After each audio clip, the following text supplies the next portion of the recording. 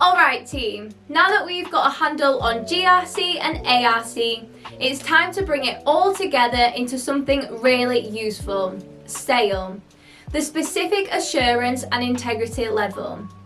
Sounds technical, but don't worry, we're going to break it down nice and easy.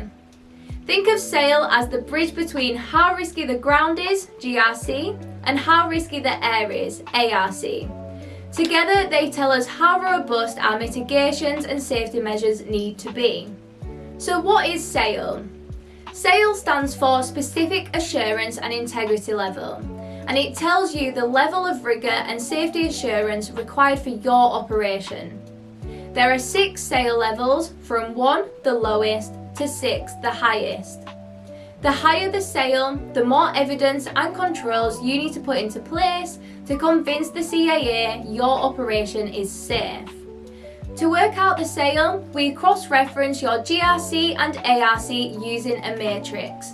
And yes, it's literally a grid. You find your GRC on one side, ARC on the other, and where they meet, that's your SAIL. Here's the deal. If you've got a low ARC, so low air risk, and a low GRC, your SAIL will be low, easy life. But if your ARC or GRC go up, so high risk to air or people on the ground, your SAIL increases and so do your safety obligations. Simple rule: more risk, higher SAIL, more assurance required. So what does your SAIL level actually mean for your operation? SAIL 1 to 2, light touch, maybe a predefined risk assessment, PDRA, or a standard ConOps.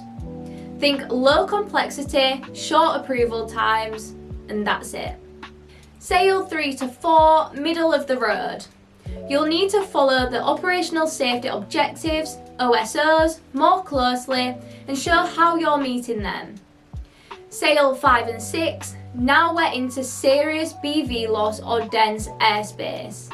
You'll need deep mitigations, thorough documentation and possibly third-party verification or design assurance.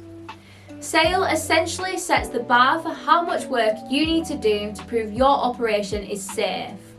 So, in a nutshell, you combine GRC and ARC to find your SAIL. The higher the SAIL, the more robust your mitigations need to be.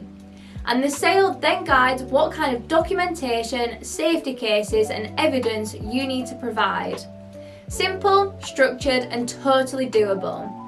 Next up, we'll dive into OSOs, the building blocks that help us meet SAIL requirements. Let's go!